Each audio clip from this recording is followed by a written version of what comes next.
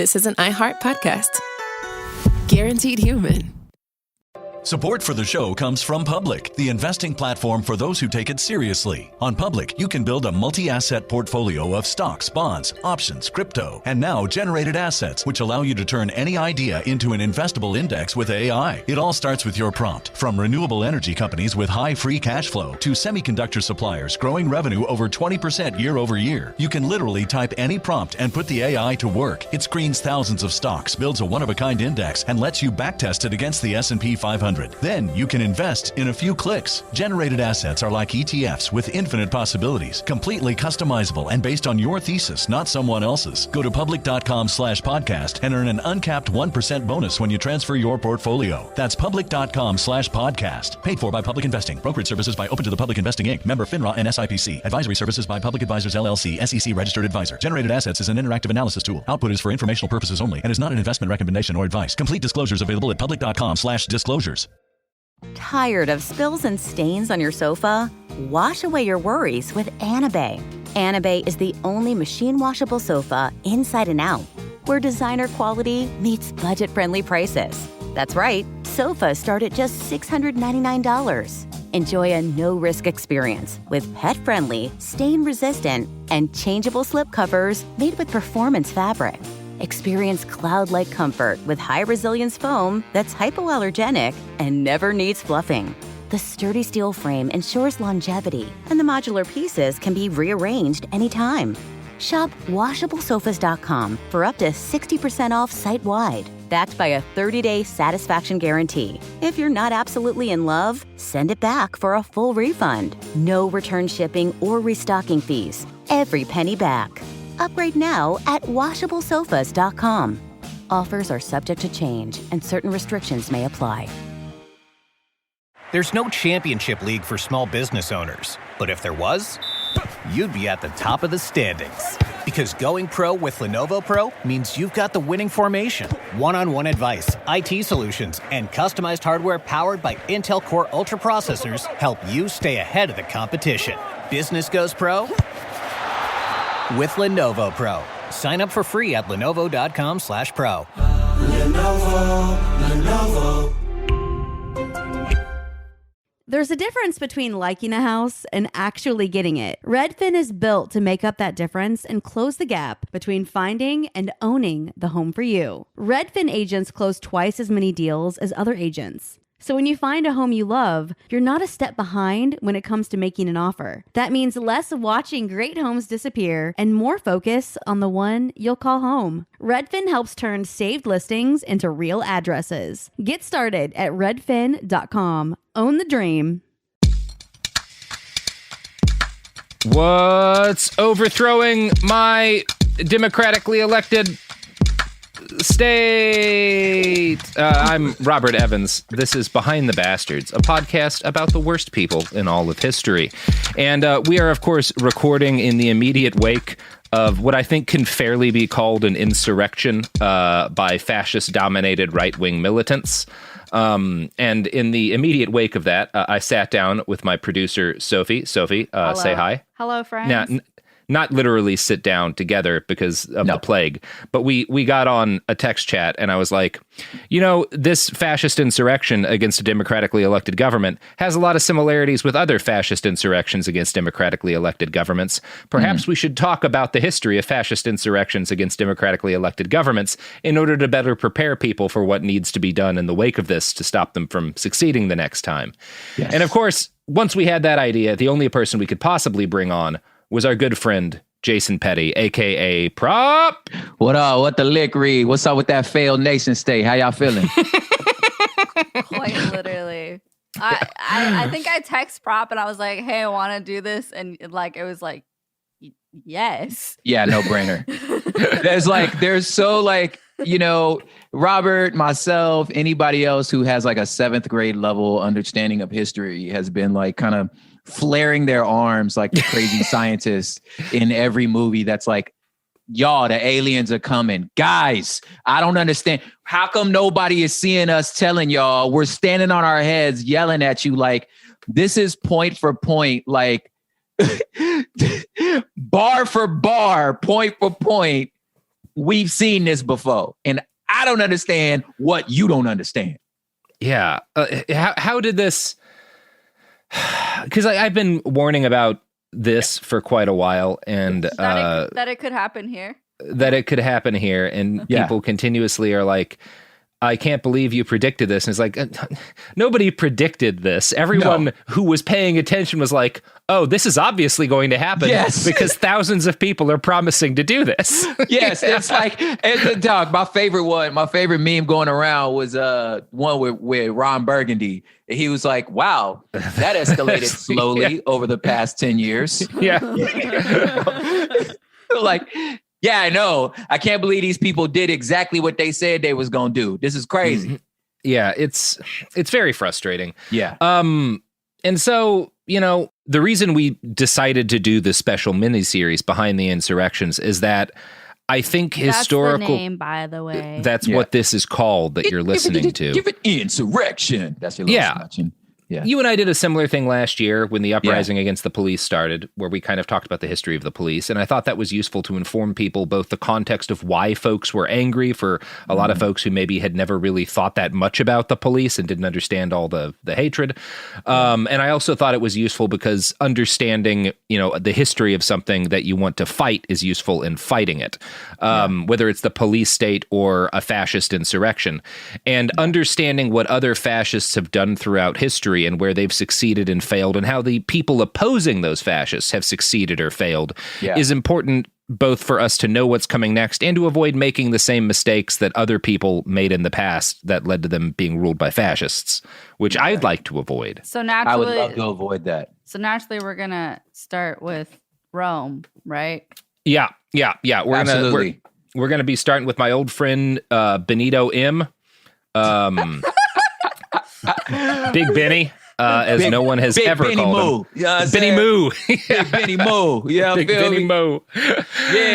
Yeah. The thing that I mean, we're going to get into this, but like off jump, in my hopes to help people figure out ways to inroads to, their family members who have been cooked by this like fascist movement is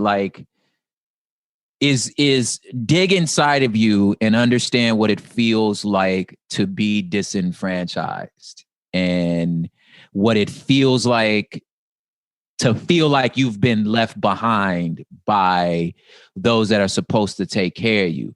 And if you can understand that, coupled with a person having really non-powerful antennas to know that they being fed bullshit, you know what I'm saying?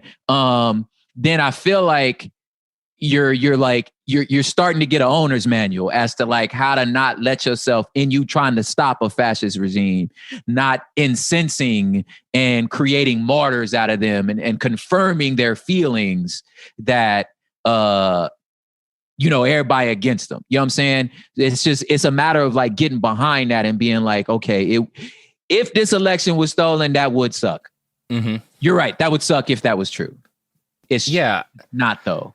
It's not. Yeah. It's not. Yeah. It's just not. It's like with QAnon. Yeah. I mean, if a bunch of Satan worshiping pedophile wizards were eating all of our children, that would be a problem. We should fight that. But that's not happening. It's just not true, bro.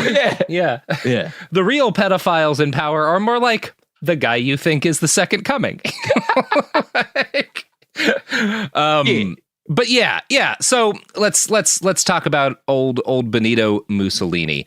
I started thinking about Benito as I was watching live stream footage of people breaking through the Capitol barricades and into offices with zip ties and weapons.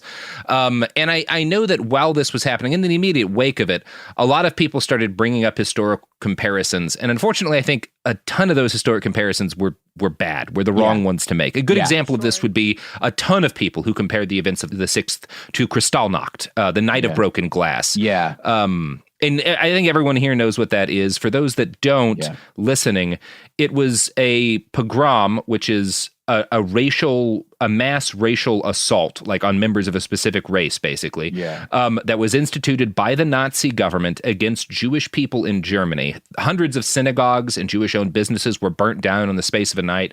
Hundreds of people were killed. And it was a nationwide racial attack carried out at the government's behest, right? That's not what we saw on the 6th. That's not this. Right? Nah. That's not this.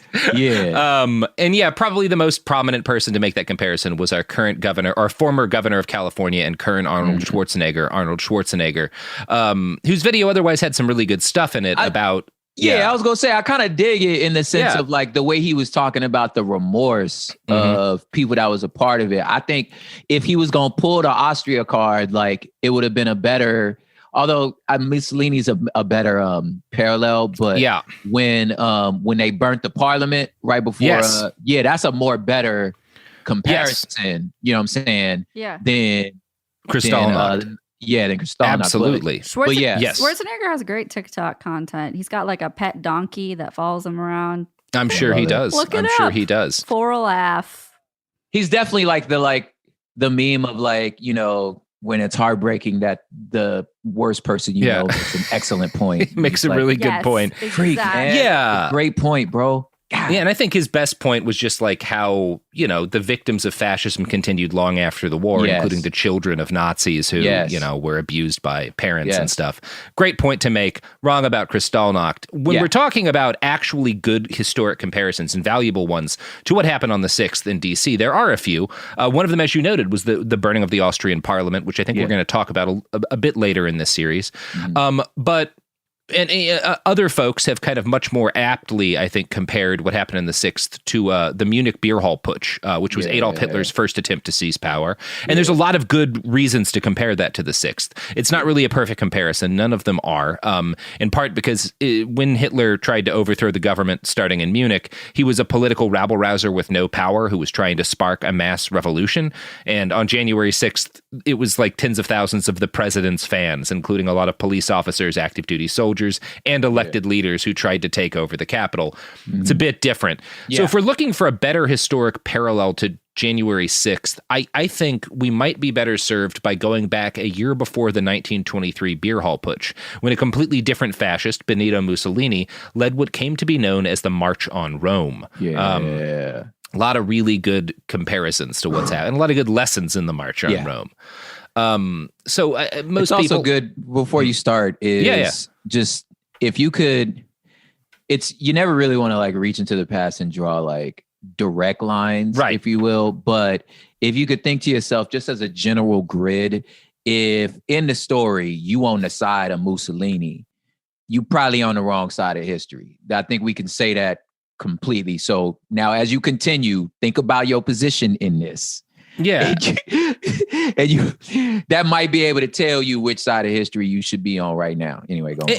And if you're rightfully on the side of history that's like, well, I don't want to stand with Mussolini, which I think I think the vast majority of people listening to this are already there. Yeah. I think one of the things this teaches is why the people who didn't want Mussolini to wind up in charge failed, you know? Yes. And it's important to know that as well, right? So most people are probably broadly familiar of Benito Mussolini, but because of how history went down, he tends to be remembered mostly as like Hitler's ridiculous and kind of sad sidekick, like the least threatening dictator on the Axis side.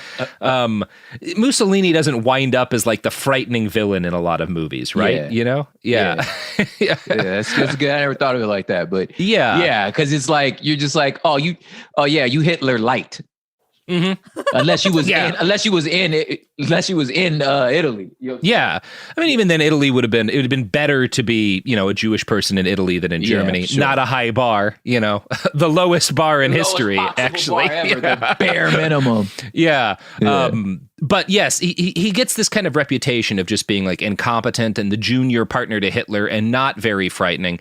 And that really misses a lot of the history and what people at the time when Mussolini rose to power thought, because Hitler actually in some ways idolized Mussolini, and he patterned his career off of Mussolini's career. The Munich beer hall putsch was inspired directly by the March on Rome. Mussolini was not just the first like Mussolini was the first fascist dictator. He was the man who created fascism as a political ideology that actually took power, right? We talked about Gabriel D'Annunzio, who kind of invented a lot of the ideas that became fascism, and who was a contemporary of Mussolini's. But Mussolini is the guy who made fascism work for the first time. And when I say work, I mean actually seized power, not that it was a good government or anything.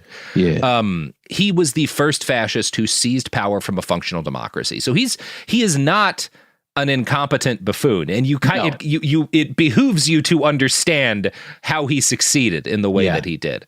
We're going to do a full set of episodes on his life at some point on Behind the Bastards, but since we're just focused on the March on Rome today, I'm going to give a little Cliff's Notes of Benito's life prior to him coming to power. Benito Amilcar Andrea Mussolini, which is quite a name. Yo, that is a mafia boss right there. Except for the Andrea, right? Except for the Andrea. It's a little odd. That's when he got baptized. His christening, they gave him Andrea. Yeah, either that or it's like a boy named Sue situation, and it turns out that's actually a bad idea. So he was born on July 29th, 1883, in a small Italian town that I'm not going to try to pronounce right now.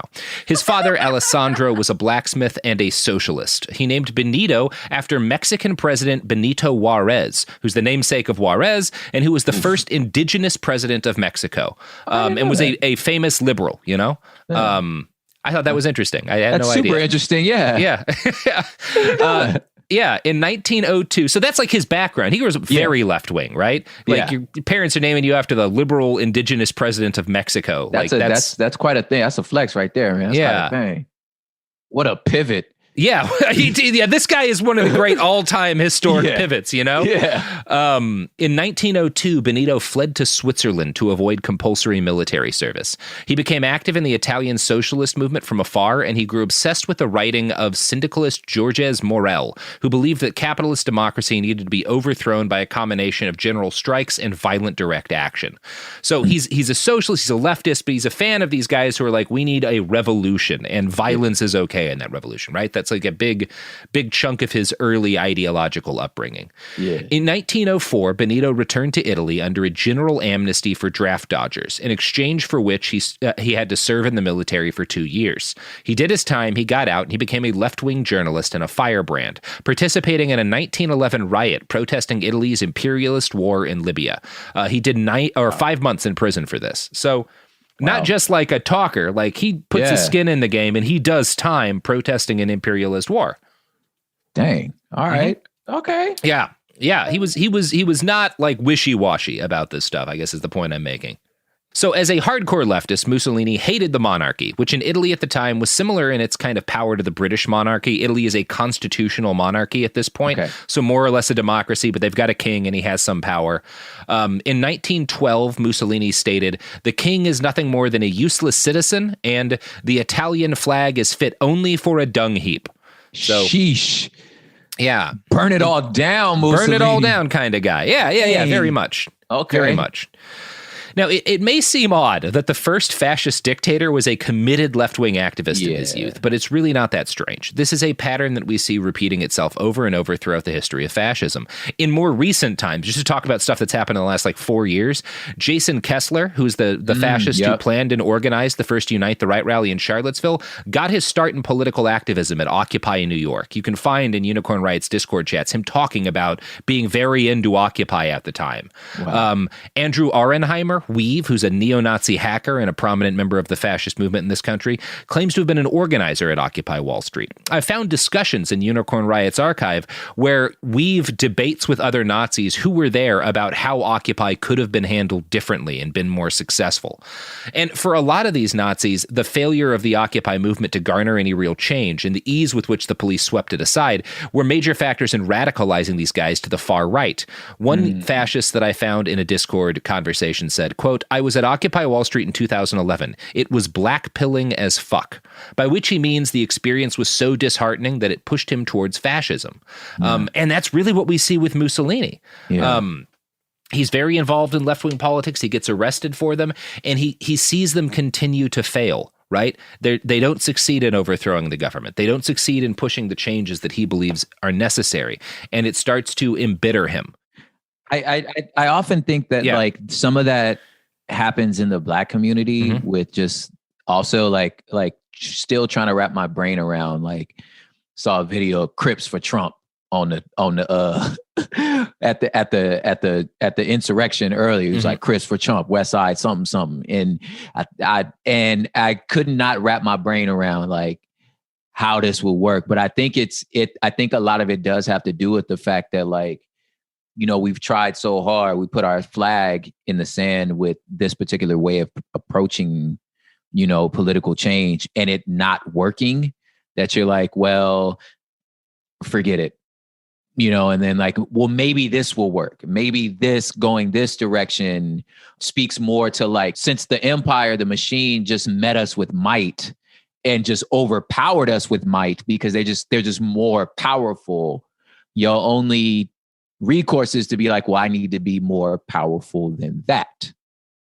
I don't know. Yes, that's exactly. Yeah. When you're, I think you're really on to something. Like when you're getting your ass kicked, and I think some of this is like, I think this is probably more common with males who are kind of in activism. Yes. Like, and you get your pride is harmed by getting the shit kicked out of you repeatedly, by the repeated failure to win, to advance, by the sheer strength of your opponents. I do think that can have the effect of pushing people in that kind of more violent authoritarian direction where you're like, well, I just want to win.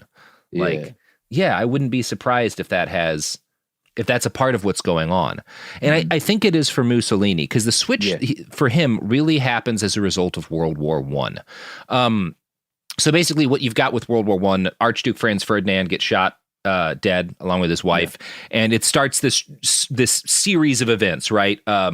Where Austria is going to invade Serbia and Russia is going to come in on the side of backup. And like it starts this whole domino effect. And so there's months between his assassination and the actual outbreak of the war, where everyone knows that Europe is gearing up for a war. Yeah. And prior to that happening, the international left, the Communist International largely, had been very anti-war, very united across national boundaries.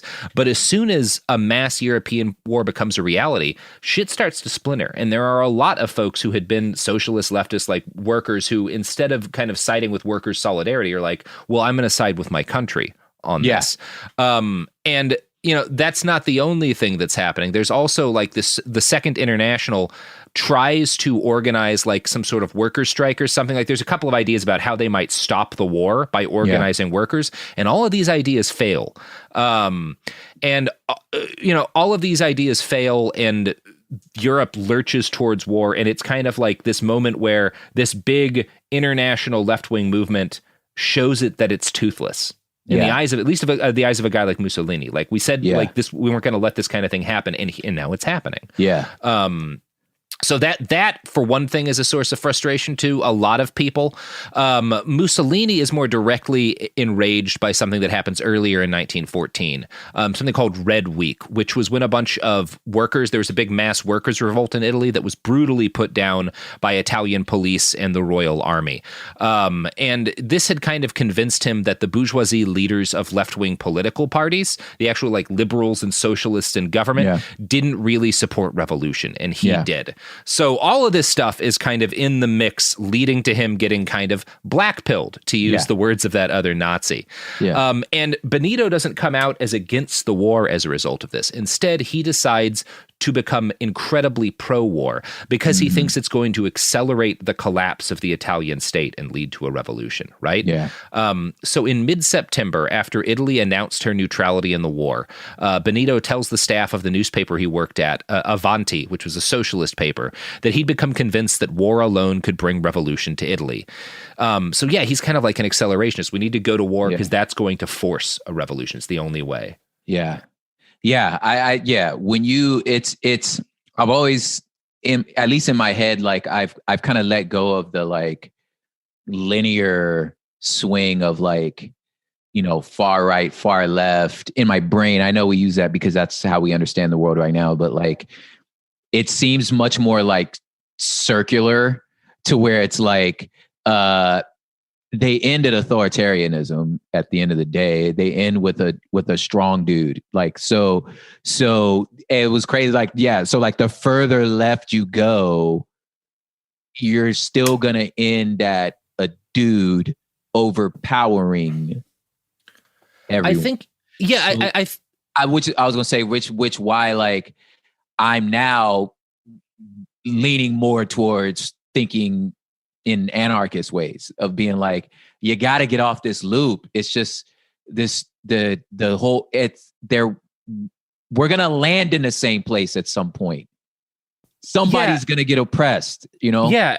And so there's a couple of things, a couple of terms that are used a lot for the kind of thought process that you just explained. One of them is horseshoe theory, which is this idea that the left and the right, when you go far enough, come around to the same place. And I don't subscribe to that, because I don't think that left-wing ideals and far-right ideals are super similar. But I do think that what you see that looks like that, the reason why the far left and, say, Soviet Russia under Stalin and the totalitarianism of Hitler have a lot of similarities and similar body counts is because authoritarians always That's end what I'm up trying in to the same say. place. Yeah, exactly. It's the and authoritarian. it's authoritarian left, authoritarian right, and Mussolini's always an authoritarian leftist. So it's easy to go authoritarian right. Yeah. If you're anti-authoritarian, it's a lot harder to wind up at that we should have a dictator place. Yeah, that's what I'm trying to say. Absolutely. So you need to get off the loop, because if it ends at authoritarianism, then this is not where I need to be. Yeah. Exactly. If it ends with like all of the power being in one dude or a tiny number of people's hands, no, that's not what I want. No, it's what I'm trying to. It's like somewhere on this horseshoe, I knew that wasn't a good idea. You know what I'm saying? Yeah. We need to get off the ride. And Mussolini is very much just a guy who he's of that. He's always been kind of an authoritarian, in part because he is very in love with his own ideas and thinking. And that's the same when he's on the left as when he's on the right. And you know, it's not a clean process of him going from socialist to fascist, but it happens over the course of not just World War I, but ramping up to getting Italy involved in World War I. So Italy had, prior to the outbreak of hostilities, been allied with the Central Powers. So they should have come in the war on Germany's side, but they very intelligently were like, nah, we're not, we're not doing this. This doesn't seem like a good idea. And that's why, so they say we're not getting involved in the war. And Mussolini becomes a pro-war activist trying to force Italy to come into the war on the side of the Allies, so fighting against the people they'd been allied with before. And I'm going to quote now from a write-up in 1914 to 1918 online, which is a World War I encyclopedia. It's a very good resource on all this. Wow. After his late October editorial demanded Italian intervention, socialist outrage prompted Mussolini's resignation, so he's forced to resign from the party he'd been a member of. When his pro-interventionalist newspaper, Il Popolo d'Italia, the Italian people, I think is what it stands for. Appeared in mid-November, the party expelled him. Mussolini concealed its funding by industrialists, the French, his wealthy lover Margherita Safrati, and possibly Russian agents. For 6 months, through editorials and demonstrations, he promoted the interventionalist movement, collaborating with syndicalist Filippo Corradoni. Mussolini demanded war against Italy's allies, Germany and Austria-Hungary, to demolish bulwarks against European revolution. A victorious war would forge a national mass movement demanding political change. If the government rejected war, Mussolini threatened revolution. Most Italians favored peace, but Vittorio Emanuele III, King of Italy, forced a war declaration on 24th of May, 1915. So, there's a lot of interesting stuff that's happening there. One of them is that Mussolini has an ideological reason for wanting war because he thinks it's going to lead to revolution. Another is that he's very likely getting paid by foreign powers in order to incite Italy to come in on their side. Kind of like our ad sponsors who pay us. You know who does come and sponsored violence against... trying to accelerate our wallets. Accelerate your wallets. Accelerate our wallets, Robert. Accelerate our wallets. Our personal wallets. There we go. We hit it. We landed on it. Here's products. Support for the show comes from Public, the investing platform for those who take it seriously. On Public, you can build a multi-asset portfolio of stocks, bonds, options, crypto, and now generated assets, which allow you to turn any idea into an investable index with AI. It all starts with your prompt. From renewable energy companies with high free cash flow to semiconductor suppliers growing revenue over 20% year over year, you can literally type any prompt and put the AI to work. It screens thousands of stocks, builds a one-of-a-kind index, and lets you backtest it against the S&P 500. Then you can invest in a few clicks. Generated assets are like ETFs with infinite possibilities, completely customizable and based on your thesis, not someone else's. Go to public.com/podcast and earn an uncapped 1% bonus when you transfer your portfolio. That's public.com/podcast. Paid for by Public Investing. Brokerage services by Open to the Public Investing Inc. Member FINRA and SIPC. Advisory services by Public Advisors LLC, SEC registered advisor. Generated assets is an interactive analysis tool. Output is for informational purposes only and is not an investment recommendation or advice. Complete disclosures available at public.com/disclosures. Tired of spills and stains on your sofa? Wash away your worries with Anabay. Anabay is the only machine washable sofa inside and out, where designer quality meets budget-friendly prices. That's right, sofas start at just $699. Enjoy a no-risk experience with pet-friendly, stain-resistant, and changeable slip covers made with performance fabric. Experience cloud-like comfort with high-resilience foam that's hypoallergenic and never needs fluffing. The sturdy steel frame ensures longevity, and the modular pieces can be rearranged anytime. Shop WashableSofas.com for up to 60% off site-wide, backed by a 30-day satisfaction guarantee. If you're not absolutely in love, send it back for a full refund. No return shipping or restocking fees. Every penny back. Upgrade now at WashableSofas.com. Offers are subject to change, and certain restrictions may apply. There's no championship league for small business owners, but if there was, you'd be at the top of the standings. Because going pro with Lenovo Pro means you've got the winning formation. One-on-one advice, IT solutions, and customized hardware powered by Intel Core Ultra processors help you stay ahead of the competition. Business goes pro with Lenovo Pro. Sign up for free at lenovo.com/pro. Lenovo. Flag football is exploding, and iFlag is leading the way. As the Guinness World Record holder, iFlag hosts premier flag football tournaments nationwide for boys, girls, high school girls, and adults. From first-time players to elite competitors, iFlag delivers top-level competition, unforgettable experiences, and a community built around the game. Ready to be part of it? Join the movement. Find your tournament and learn more at iflag.org. That's iflag.org. We're back. So yeah, we're talking about Mussolini becomes this very much like interventionalist figure, and there's a mix of ideology and foreign backing that kind of pushes him towards it. And I could talk about websites like the Gray Zone and their weird Russian funding and how they're ostensibly left-wing, but also pro-imperialist intervention when some countries do it. But I won't, because we need to move on to the story of Benito Mussolini. But we've seen these patterns happen recently as well. Yeah. So Mussolini was obviously just one very prominent voice in favor of war. He was a major pro-war figure, but he was not the only one. And he was probably less influential than Gabriele D'Annunzio, who, again, we covered in a two-parter that I'd recommend people listen to.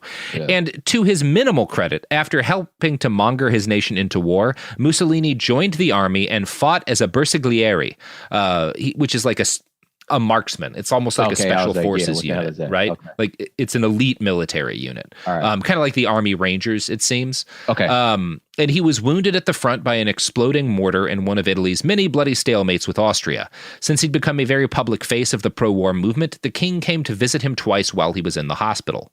Benito became a bona fide celebrity, and when the war ended, this provided him with a great deal of political capital. He moved further and further right, pulled in by the spell of Gabriele D'Annunzio's proto-fascist rhetoric. When Italy was screwed over by her allies with the spoils of war, because like Italy had come in on the side of the allies, but they didn't really get shit at the end of it. Like they wanted a lot more territory, more of Austria, and they kind of got fucked out of it. And that pisses off the Italian right, who feel like we fought and bled and lost our comrades for this, and we didn't get anything, and it's because of our lame-ass left-wing government. That's how a lot of folks feel. And, Mussolini is basically, by the time the war ends, is pretty entrenched in the growing far right in Italy. And he supports Gabriele D'Annunzio when D'Annunzio leads an army of Italian special forces veterans to occupy the city of Fiume.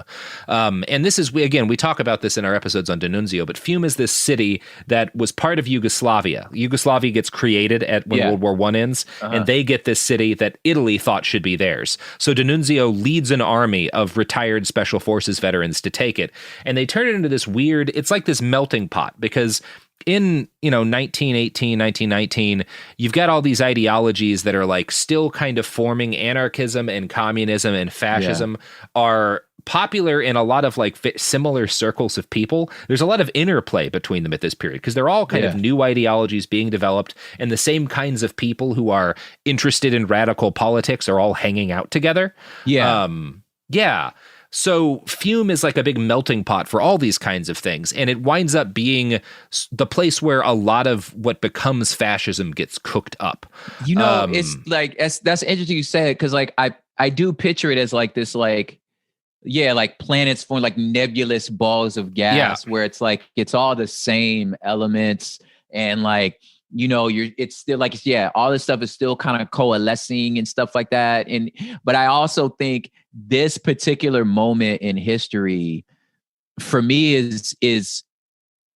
it should be very anchoring or calibrating for all of us, because what it tells you is that borders are bullshit. Like, they're not, like, it's not real. Borders aren't real. Like, you know what I'm saying? Like, somebody just decided that Fiume's in Yugoslavia. Like, Yugoslavia came out and this plot of land has been here the whole time. All of a sudden, somebody drew a line around it. You know what I'm saying? So, and like a large chunk of the city's population are Italian. Like, all of a sudden, they just woke up in another country. You know what I'm saying? So, like, that to me, like, I need everybody to remember that when we're talking about our modern politics. Like, the shit came from here and it's made up.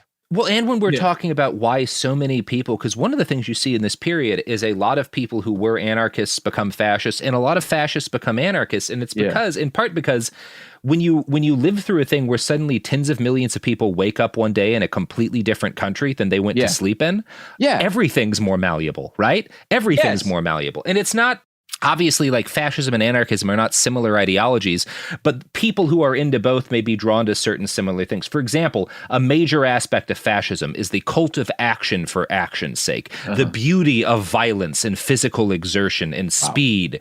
And a lot of anarchists were also into direct action, physical violence, fighting. Like, and so if you've got communities that are kind of embracing this idea of action for action's sake, some of them are anarchists, some of them are fascists, but a lot of times they're going to wind up at the same fucking places, you know, which is kind of, you also, if you look at Germany prior to Hitler's rise to power, there were times when the communists and the fascists fought alongside each other against the cops. It happened. It's a thing that occurred. Just this understanding that, like, whatever we have right now isn't working. Exactly. So, like, you know what I'm saying? Like, and so you're all going to be in the same space. You know what I'm saying? And a lot of people in Fiume, they maybe have called themselves a fascist or an anarchist at the time, or a communist. It wasn't really settled in their minds. They just knew that what they had grown up with was wrong, you know? Yes. And so Fiume is one of the things that comes out of this experiment in Fiume is the Italian fascist movement gets, like, solidified in a lot of ways, but it starts before, like, there's thinkers pushing it before then. And while D'Annunzio is off on his adventure in Fiume, Benito Mussolini forms a fascist party in March 23rd of 1919. Now, a lot of the impetus behind the early fascists in Italy were demilitarized army veterans, and particularly special forces guys. Most of the fighters who accompanied D'Annunzio to Fiume were members of the Arditi, which is like the Italian equivalent of, like, special forces guys. Like, they were very elite soldiers. Mussolini had served in an elite unit of marksmen. There were a bunch of, like, the guys who followed D'Annunzio, the Arditi, were like trench like stormers. They would do like what the German stormtroopers would do.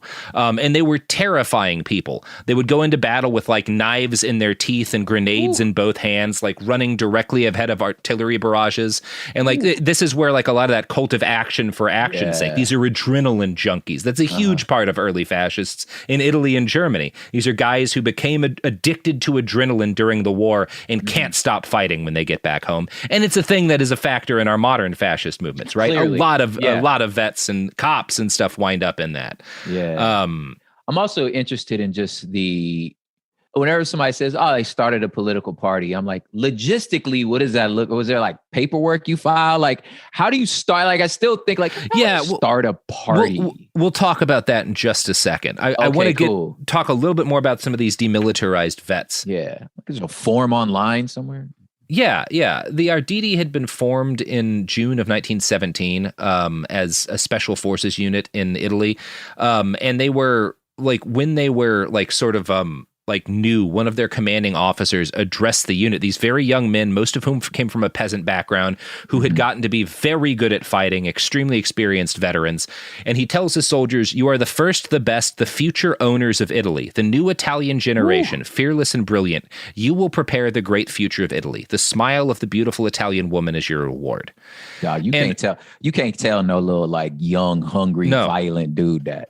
No, exactly, right? Like you see the seeds of this, like why so many of these guys become fascists. Yeah. And as an aside, one of the emblems on their uniform that they wore on their hats was a skull and crossbones, which is the same basic emblem that the Nazi SS, which started as like Nazi street fighters before they were a military unit, what they wore, right? Like a lot of the same shit's happening. These guys, the Arditi, are famous for giving the stiff-armed Roman salute, the Sig Heil, as most people know it. So a lot of this stuff, again, you see it all cooking up in World War I. Yeah. And by the time the war came to an end, the liberal political elite in Italy knew that these young guys were terrifying, that like, oh shit, we trained up an entire generation of incredibly violent, incompetent at violence young men, and now we have nothing for them to do. And that they realized this is a problem. They disband the Arditi like immediately after the war ends. It takes less than a month, but these guys are still all out there, and they have no plan for demilitarizing them. And I could again make some comments about what happened in Iraq after we dissolved the entire Iraqi army. Yes, I was going to say, I was like, we living in that now. It's never a good idea. You have to take care of these people afterwards. Otherwise, they murder people in the streets sometime, or become the nexus of a fascist political party. So again, 4 months after the armistice ended World War I, 3 months after the Arditi are disbanded, on March 23rd, 1919, Benito Mussolini puts together a group of 100 angry young men, a mix of Italian war veterans, a lot of them special forces type guys, former socialist elected leaders, and journalists. They meet in Milan and they declare the formation of the Fascist Party. So that's how it happens. You get 100 dudes together and you're like, we're a fucking political party now, start recruiting. Yeah. And one of Benito's first moves is to start recruiting from the disaffected ranks of former soldiers. He brings in hundreds of these guys and he reorganizes them into paramilitary squads. Uniformed in black shirts and red fez caps, Mussolini's black shirts start going after their political opponents in the street.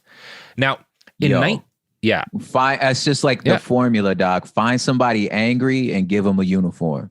Give them a uniform.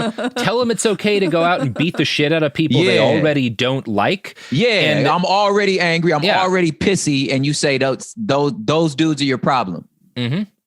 And there's in any society that has just gone through a war and is dealing with economic inequality, which Italy is at this period, and economic collapse and incompetent political leadership. You will be able to find tens of thousands of those young men who are like, I'll make this my whole life. Absolutely. I'll wear whatever Fred Perry shirts. Fuck it. Let's do it. Yeah. I'll storm the Capitol. Like, totally. Yes, it's very easy.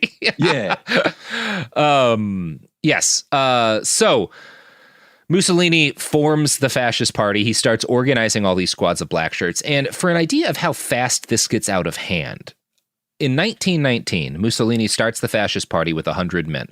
By 1921, there were 300,000 members. Sheesh. Woo! Yeah. So I'm going to pause here for another little rant about modern anti-fascism, because this is something that's also relevant to us. Yes. Over the last 4 years, since Antifa became a household name after the first Unite the Right rally in Charlottesville, liberal celebrities and politicians have repeatedly urged people not to confront fascists in the streets. Some have even complained about doxing, which is the public naming and shaming of fascist activists who are caught in the wild doing Nazi stuff. Now, the general argument tended to go something like this. People showing up to fight them just emboldens them and brings more of them out. Ignore them and they'll go away. This was more or less the attitude of most, but not all, American liberals throughout much of the Trump administration. Yeah. Antifa tended to be condemned as often as groups like the Proud Boys. Police were given a free hand to use violence on anti-fascists, while fascist street movements were ignored or directly enabled by law enforcement and by political parties. Well, a political party. Yeah. These organizations, as a result, grew steadily in power and reach for several years.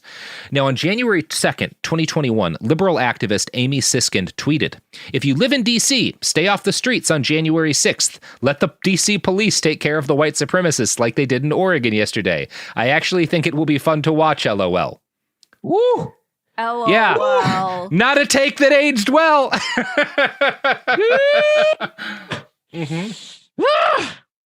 Yeah. Now, when anti-fascists say fascist movements have to be confronted immediately, and often with physical force, they're not always, at least, using bluster or bravado. There's certainly adrenaline junkies within the ranks of I've met a few of those people, absolutely. But that's not entirely or even mostly what that is. It is, in fact, a calculation based on a century of documented history. Yeah. Again, from 100 to 300,000 in about 2.5 years. Yeah. Wow. Because ain't nobody say nothing. Yeah. Because or not enough was said. Or not enough was said. It's crazy when you're dealing with like I said, you already angry. Yeah. You're already like, all you understand is might. And it's like, you can't reason with somebody that only understand might. Yes. Yeah, but then if I go meet you with might and I don't beat you, then we all wasted our time, and you feel vindicated because I wasn't able to stop you. It's just the whole concept just puts everybody in a pickle. It's not an easy thing to solve. Yeah, you can't solve it. You know what I'm saying? Yeah, the best solution is to oppose them with overwhelming numbers, because that actually drastically diminishes the amount of violence that there will be. None of these guys want to get into a fight if they're outnumbered 300-1. Yeah. That's not when the violence happens. It's when they have the numbers or there's parity of numbers, you know? Yeah. And that's why people were saying, like, what if tens of thousands of people had showed up in the streets of D.C. to protest? I don't think they would have made it through the Capitol barricades. Now, it's a pandemic. None of this is a simple situation. And it wasn't simple in Italy. And we're going to talk now about the anti-fascist resistance in Italy, because in Italian fascism did face substantial resistance from anarchists and other anti-fascists. And we're about to talk about why that didn't wind up working out. Much of the anti-fascist resistance in Italy also came from members of the Arditi, from other elite soldiers who just weren't Nazis, right? Who hadn't been, or fascists who hadn't been pushed right, who'd gone left instead, or who just didn't still believed in the idea of democracy. Because again, anti-fascists in Italy, there's a mix of the hard left, but also just people who are Republican, right? And I mean that in the sense of I support a Republican form of government. Not like not like a modern Republican. That's totally different. Yeah. So the inciting incident for the violence between anti-fascists and fascists in Italy is generally seen to as having been an attack Mussolini ordered on April 15th, 1919, against the newspaper he used to write for, Avanti, which was the Socialist Party newspaper. Now, Italian fascists were courageous and often well-organized, but they had to contend with not just fascists, but the police and the army. This meant that the deck was stacked against them from the beginning. Meanwhile, events in Fiume caused Mussolini to realize that he had an advantage in the fact that the police and the army were inherently sympathetic to fascists. So again, we talked about D'Annunzio's occupation of Fiume in another episode, but a brief refresher here is worthwhile. In short, he occupies Fiume for about 15 months. There's all sorts of art and weird sex and political over there. churning. Things go a little wild. And eventually the king of Italy is forced to do something. So King Victor Emmanuel III, whose nickname was Little Sword because he's a tiny guy. At least Poor guy, dude. Of all things to be called. I know, right? Not a great little nickname. sword, bro. Little sword. Very specific insult. Yeah. Dang. Yeah, you know, I mean, they're Italians. You know what they're saying. Yeah. That's called it. You can't be the king and called little sword. You gotta like, dang, that sucks. He's not a very good king. No. So he's very sympathetic to what D'Annunzio's doing. He wants Italy to control Fiume, right? So he thinks that D'Annunzio and his proto-fascists are in the right, but also Fiume went to Yugoslavia by international treaty, and he's not about to go to war with the rest of Europe over a city of 60,000 people. So he has to send in the army and navy to clear D'Annunzio out in December of 1920. Now, after this, D'Annunzio's spell over the Arditi and the other really hardened war veterans who had like gone to him en masse, his spell over them is broken, and they switch their allegiance to Mussolini. So these guys, the best fighters, like Mussolini's early guys aren't really as competent. The people who had taken Fiume, who were like really actually hard and dedicated to fucking shit up, like those people start swarming over to Mussolini en masse after December of 1920, and they expand the ranks of the black shirts significantly. And Mussolini doesn't just benefit in that way, he also takes a really important lesson away from what happens in Fiume. And I'm going to read a quote from the Warfare History Network, who did a great write-up on all of this. This is them describing what Mussolini learns from this occupation. The police would often overlook fascist depredations in favor of attacking their traditional leftist enemies, the socialists. The police would also fire on opponents of the monarchy. More importantly, the Duce observed, which is Mussolini's nickname, so would the military. Therefore, he realized he had to win over the king, the police, and the armed forces by a clever mix of both public bluster and behind-the-scenes old-fashioned political maneuvering to attain appointed or elective office by legal means. In other words, D'Annunzio, he realizes D'Annunzio is able to get this far and occupy the city because the army wasn't willing to fight him. The police weren't willing to stop him while he was marching there because they're sympathetic.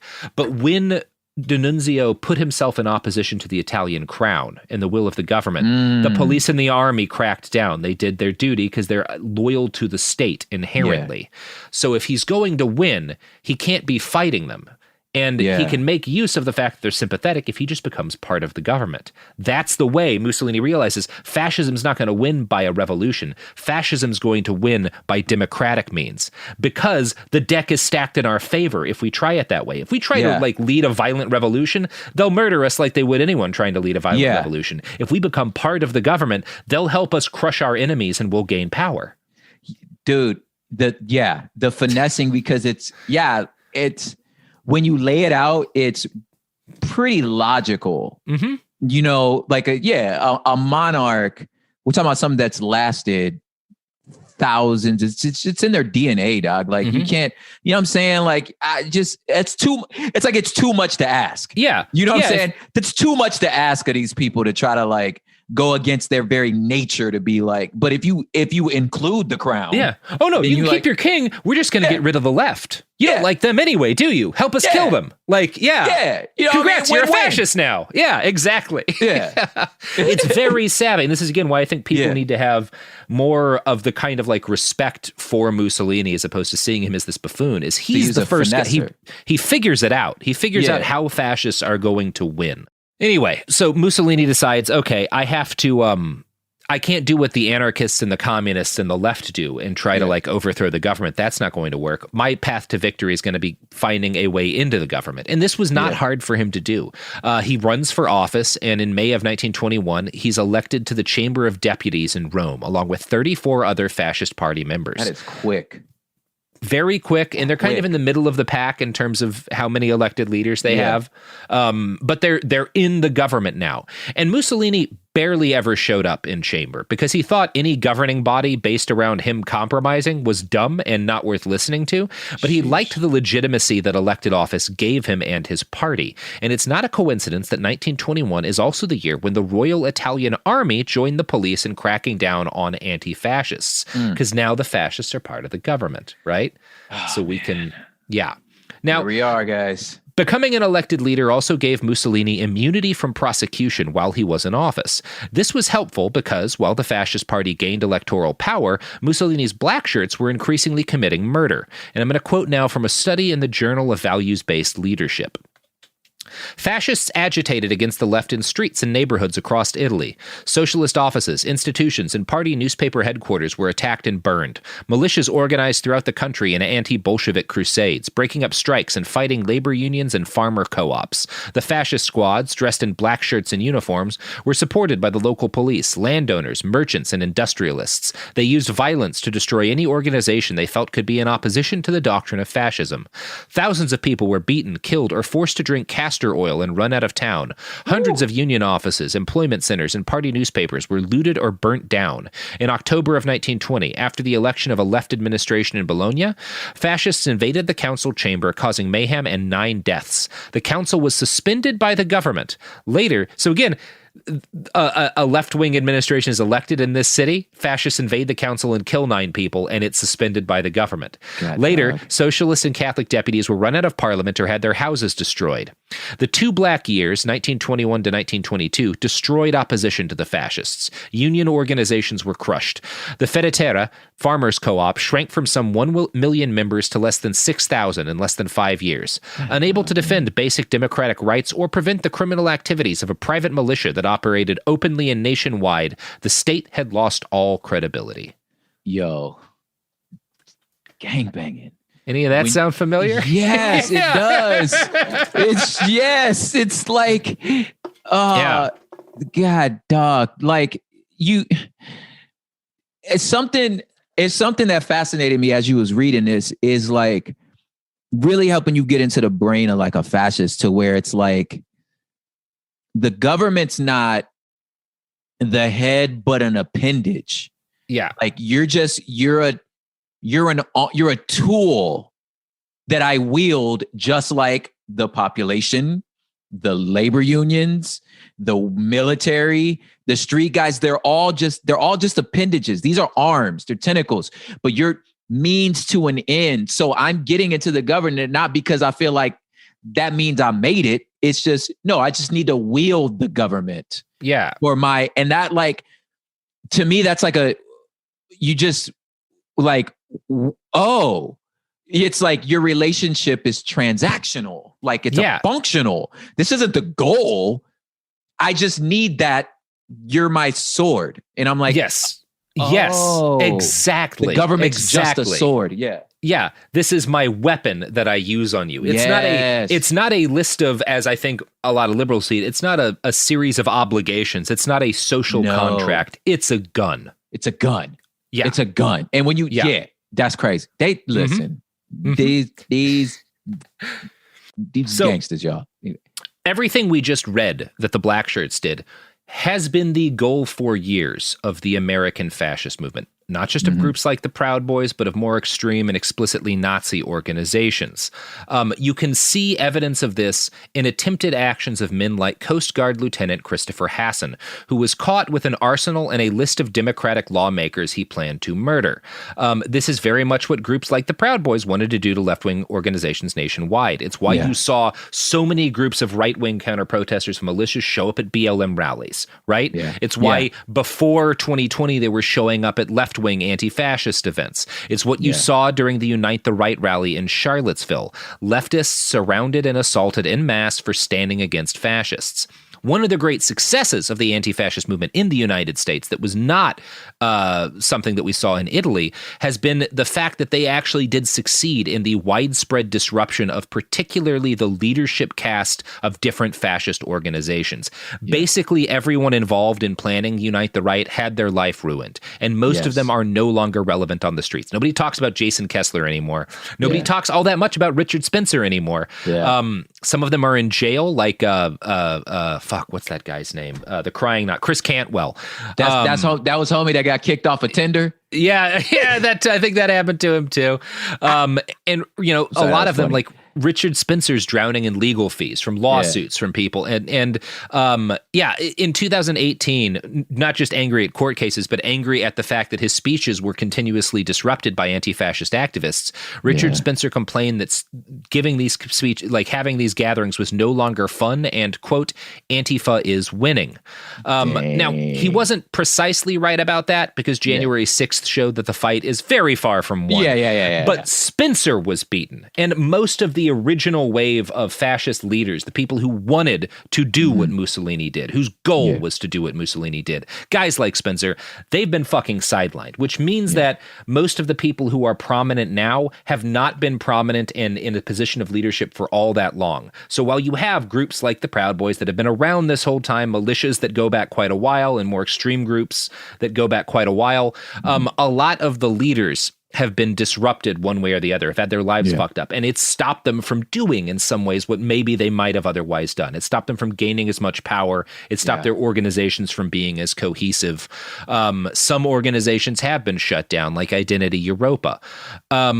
So this has been, if we want to look at like successes of a modern anti-fascist movement, that's been one of them. And I think we can credit that for the fact that the attack on the Capitol on the 6th was not better organized or more cohesive, because there has been disruption of these movements.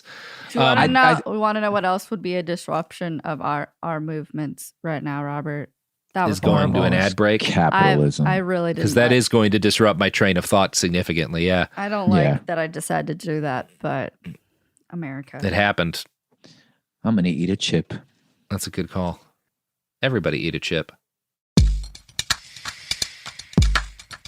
Support for the show comes from Public, the investing platform for those who take it seriously. On Public, you can build a multi-asset portfolio of stocks, bonds, options, crypto, and now generated assets, which allow you to turn any idea into an investable index with AI. It all starts with your prompt. From renewable energy companies with high free cash flow to semiconductor suppliers growing revenue over 20% year over year, you can literally type any prompt and put the AI to work. It screens thousands of stocks, builds a one-of-a-kind index, and lets you backtest it against the S&P 500. Then you can invest in a few clicks. Generated assets are like ETFs with infinite possibilities, completely customizable and based on your thesis, not someone else's. Go to public.com/podcast and earn an uncapped 1% bonus when you transfer your portfolio. That's public.com/podcast. Paid for by Public Investing. Brokerage services by Open to the Public Investing Inc. Member FINRA and SIPC. Advisory services by Public Advisors LLC, SEC registered advisor. Generated assets is an interactive analysis tool. Output is for informational purposes only and is not an investment recommendation or advice. Complete disclosures available at public.com/disclosures.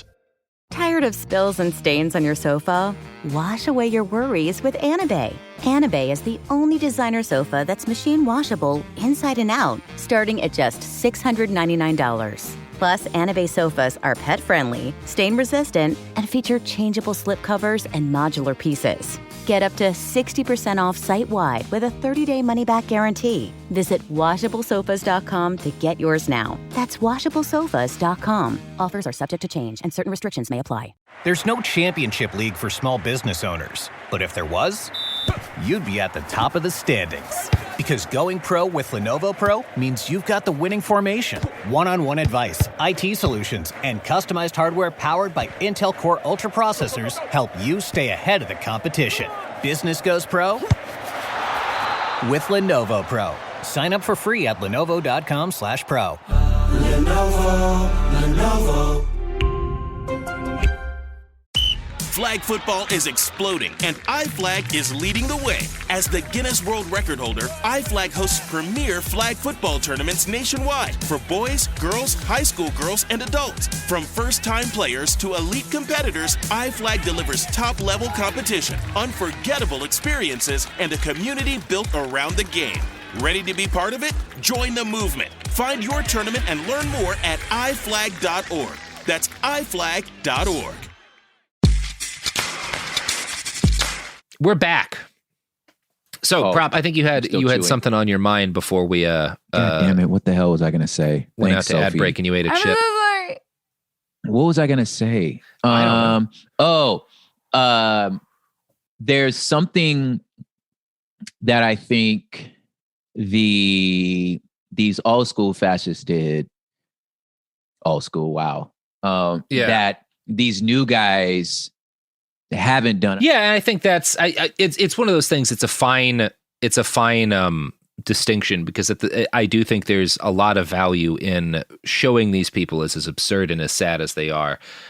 You have to do it without also making them feel like they're not a threat, which is hard. Yes. You know? That's and thankfully, I think one of the positives of how bad everything went on the 6th is that, as absurd as it is, one of the difficulties about talking about this movement to people for a while has been that, like, folks we're like, okay, well, these are just a bunch of kooks on the internet wearing dumb T-shirts about Q. Like, why should I take this seriously? Like, that's why you should take it seriously. Because what they did. That crazy. Yes, you just it's something again like they're dangerous. Yes, when you. That's why I said it earlier. It's like somebody hungry and angry.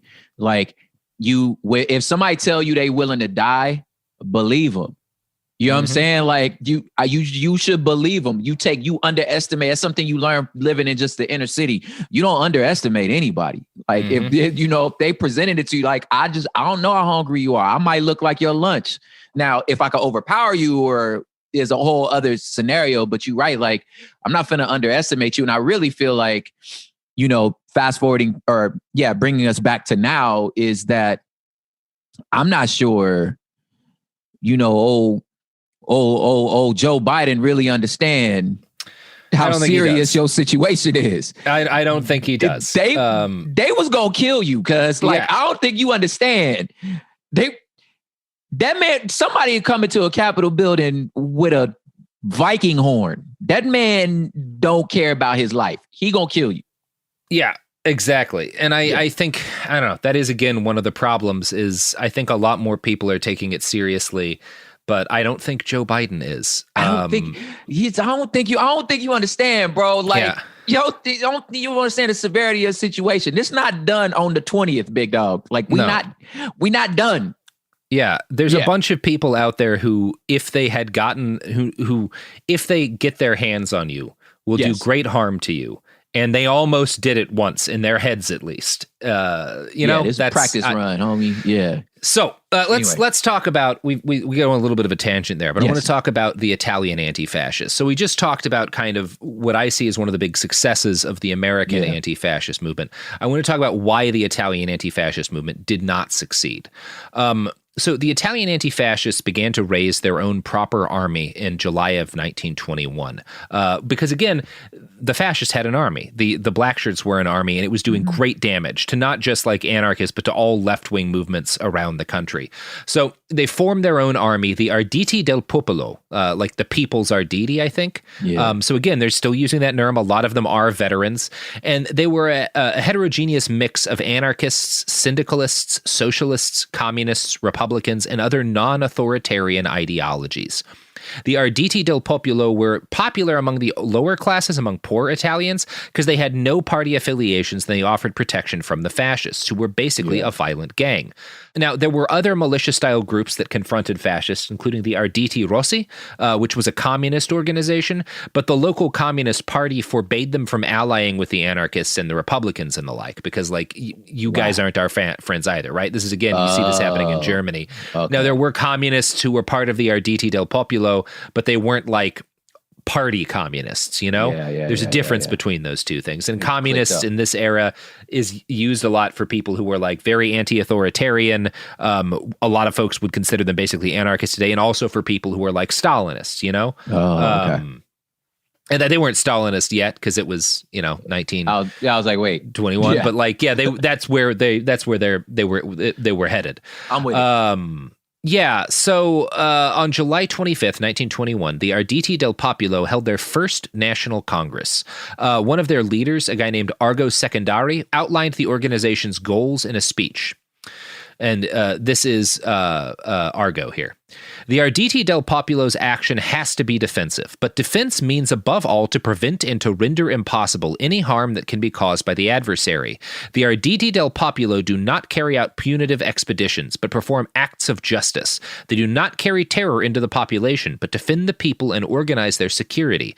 That is why the Arditi del Popolo welcome members of various parties and contain representatives of all political beliefs. They do not intend to make politics, but leave this to the already existing parties and economic organizations. The Arditi del Popolo must act like a workers' army and give the proletariat defense and protection.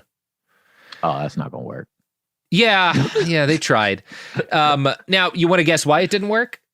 They had no actual goals. It was just like, they're like, oh, no, there's no platform. In my head, I'm like, ain't no platform. You just said, we're going to leave that to the government. Yeah, we just going to make sure. Like, no, fool, the government's compromise. Anyway, tell me the answer. That is a great, that didn't even occur, but you're right. Like, these guys are saying our only goal is to defend you from the fascists, but that's not nearly as popular as saying, hey, here's what we're the fascists, here's what we believe, here's our platform, here's what we're going to change, and we have this army, right? Yeah. Like, that is a very good point. Like you said, they're leaving the platform up to the government, who is not on their side. And our government don't like you. Yeah.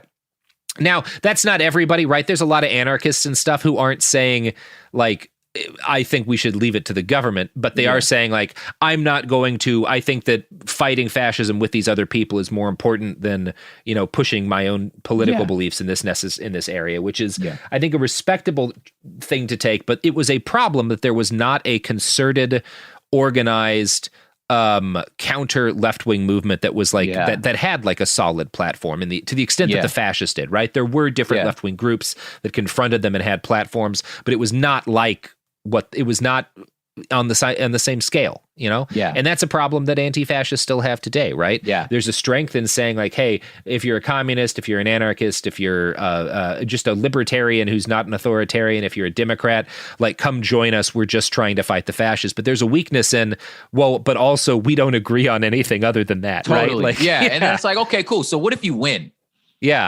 What do we do after that? Or how do you win if they have a thing they believe that they're fighting for and you're mainly fighting against them? That is true. There's a good point to that. And there's a lot of anti-fascists who wrap their anti-fascism in, this is part of the struggle against capitalism. This is part of the struggle for a better world. This is part of a revolutionary. That's a lot of it today. And those people did exist in Italy at the time, but this large organized, the Arditi del Popolo, isn't really doing that. And it's part of their downfall, I guess, because the government starts spying on them, as is always the case whenever leftists organize in any government. Government undefeated, boy. And Italy's FBI equivalent actually did confirm in a report to the government that the Arditi del Popolo had, quote, only one principal aim, that is to react against fascism with the same means that are employed against them, i.e. armed defense. So the Italy's like FBI equivalent is like, these guys are only there for defensive purposes. But despite this, the government orders a crackdown on the Arditi del Popolo. They enforce anti-paramilitary laws against them. They dissolve local cells. They imprison many leaders and members. And by October, the organization is essentially defunct. Now, no such actions were taken against the black shirts. And as a result, by the end of 1921, Mussolini's fascist party had more than 250,000 members, or like 300,000 members, something like that. This is one of those situations where, like, your house is getting broken into and you call the police and the police arrest you. And you're like, fam, this is my house. Like, I'm telling you, I'm not the problem. I don't understand this. I'm telling you, this is the issue. And they're like, we're going to book them, Dano. It's like, bro, man, like, I feel like, I don't know. That's what it sounded like to me. I'm like, you infiltrating the wrong hood right now. Yeah, the police crack down, and the army crack down exclusively on the anti-fascists, and the fascists are allowed to continue to organize. And they say, like, they use the same laws against them they could have used on the fascists for having the black shirts. They just don't choose. They choose not. And the part that don't make sense and continues to not make sense is, like you said, the fascists are telling you they platform. This is our plan. We finna overthrow you.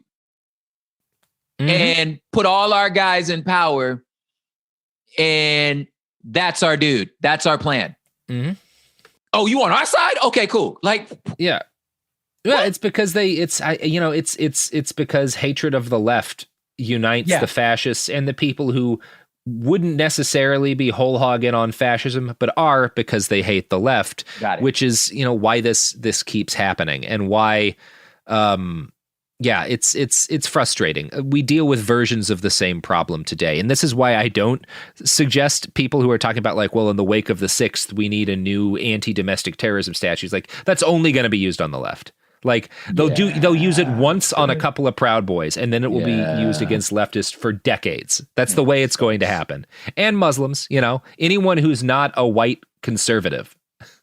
Oh, man. So as we know, the problem is white people. Always. Always. Although in Italy, damn it, white people, basically everybody's white, so that's really pretty easy to say. Now, Yeah. So I'm just kidding, Behind the Bastards listeners. I'm just kidding. I'm much more nuanced than that. I'm not kidding, Behind the Bastards listeners. So, 1921, end of 1921, early 1922, the anti-fascist resistance has been heavily, like, not completely eliminated, but very badly broken. The fascists are ascendant. They have hundreds of thousands of members. They have elected leaders in government. Now, again, they're kind of middle rung when it came to their actual number of elected leaders. They're not in charge at all. But Benito didn't care about how many actual elected deputies, they said. He famously stated, "I prefer 50,000 rifles to 50,000 votes." What mattered to him was having a presence in the halls of power, which would enable him to get those rifles on his side. And of course, the government's already shown that they're going to let him accrue rifles while they stop his opponents from getting rifles. Yeah. Now, Mussolini starts in 1922 sketching out the dimensions of an ambitious and daring plan for a power grab. He had spent the last year or so placing strategic groups of fascists around the country, replacing shattered left-wing trade unions with their fascist equivalent, which allowed him to organize postal workers, cab drivers, and other working communities. He expanded the black shirts into a force of tens of thousands, a veritable paramilitary army. On October 16th, 1922, he convened a meeting in Milan with his most trusted deputies, including the 3 commanders of the black shirts and 2 retired Italian army generals.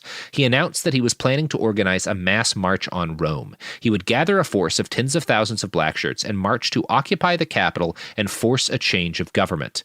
At this stage, Mussolini did not think that he was going to be the head of that government. Instead, his goal was to force a coalition, a liberal prime minister with 5 fascist ministers, basically like cabinet secretaries, kind of, who would be the real power behind the scenes. So he wanted to have a liberal like in front and have it all be run by fascists, right?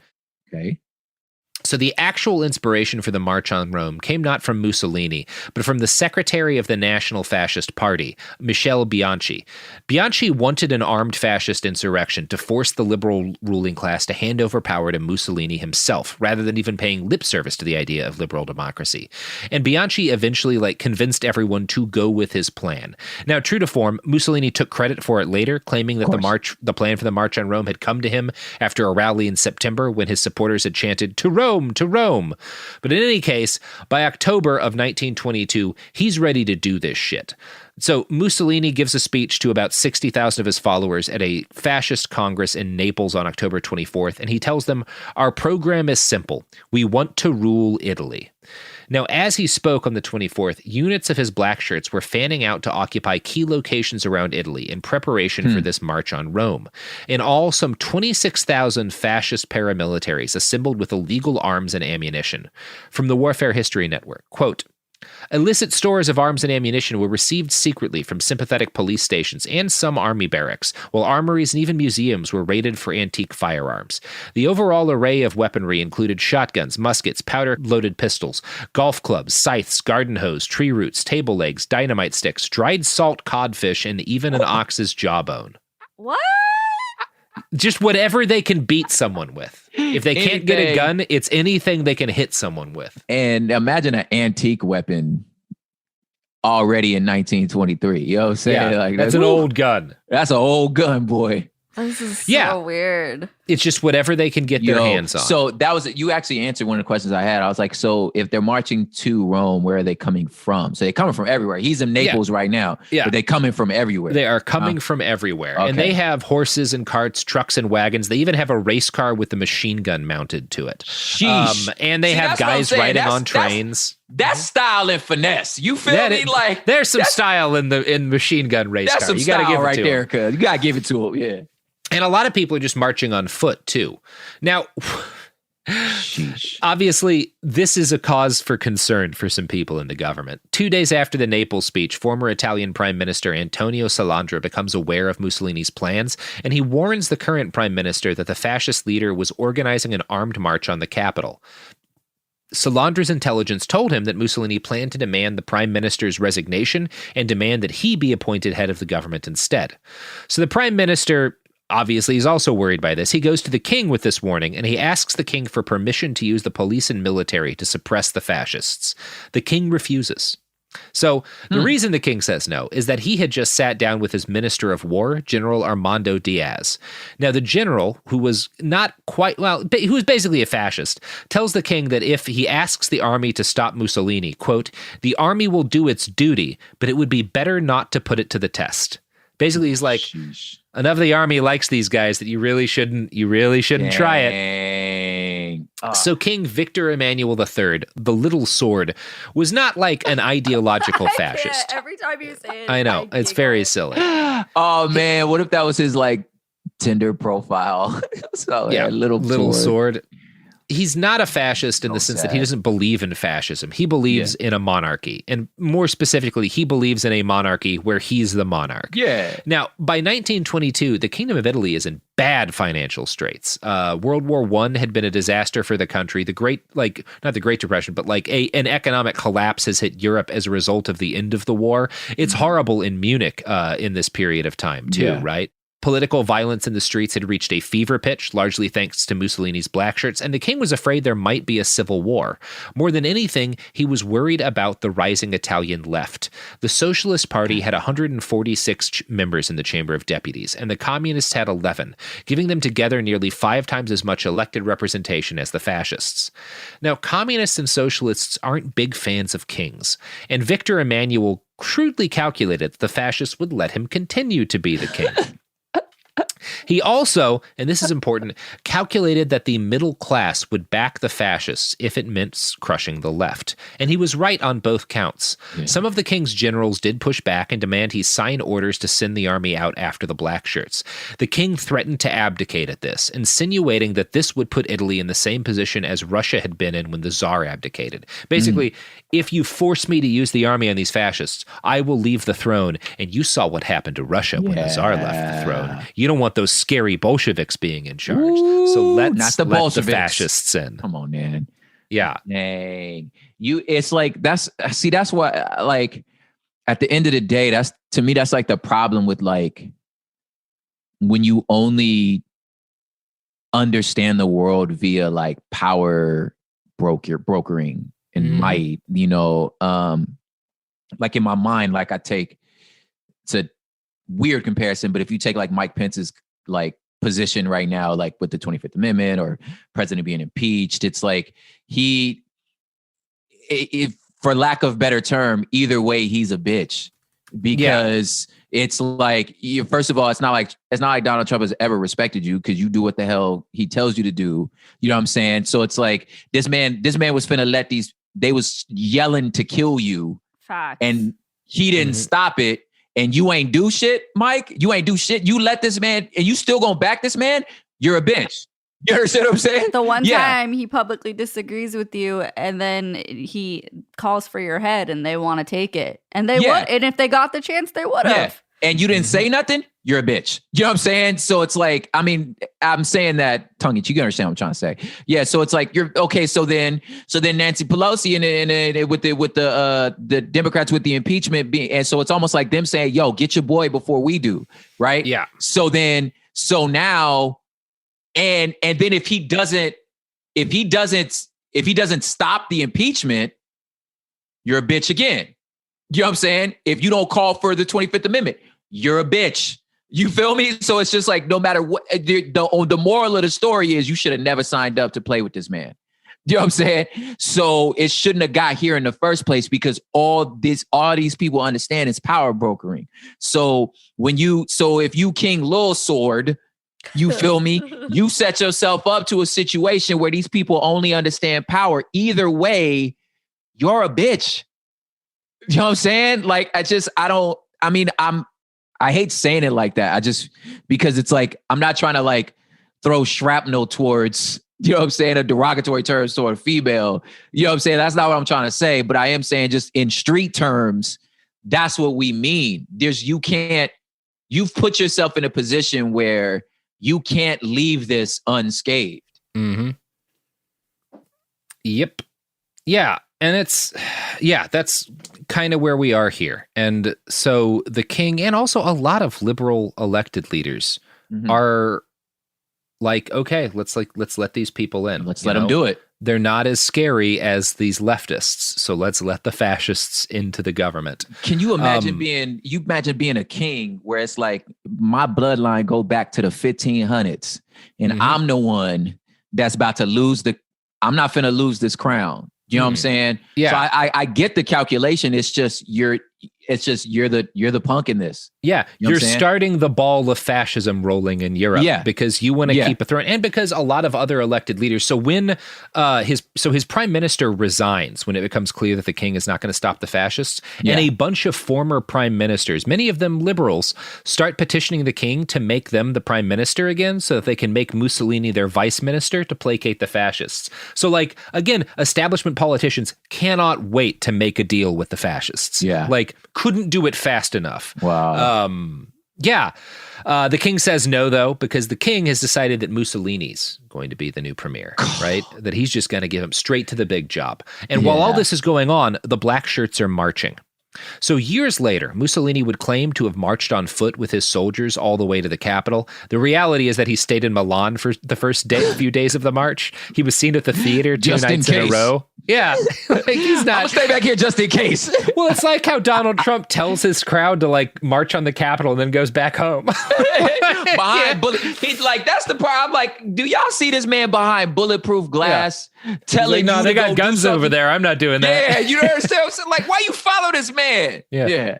Feel like one of you might get shot. Anyway, good luck. Yeah. I'm good though. You see this glass? You can't go shoot me. Yeah. So, he stays in Milan. He keeps a getaway car gassed up and ready, prepared to flee to Switzerland. Actually, more ready to flee for Switzerland than he is to actually go to Rome, because he's sure they're going to crack down on this. He's just making a gamble. He doesn't think it's going to work. I got a plan B. Eventually, though, after several days, he realizes that the king is not going to institute martial law to stop the march, and that he'd won. Like, this is a dawning realization while he's in Milan that, like, oh shit, we're getting away with this. So that has to be Donald Trump. He's there's some similarities where he was like, wait, what? We did it? Kind of shocked that this had worked, Mussolini starts scrambling to dress himself up as the revolutionary leader it now kind of seemed like he was. And I'm going to quote now from the Warfare Historical Network. Mussolini's own Milan newspaper office, where he was staying, was barricaded with huge rolls of newsprint paper and barbed wire and guarded by a curious mix of fascist police and army troops. His second-floor offices featured hand grenades and desk trays, and the flustered Duce himself was seen brandishing a rifle. Melodramatically, he wrote in his 1928 autobiography, "There was a rapid exchange of shots. I had my rifle loaded and went down to defend the doors. Bullets whizzed around my ears." This is all a lie. The reality is that the Milan police chief refused to even arrest him. The mayor and commander of the Royal Guard asked for a truce with the fascists and withdrew their men from around his office.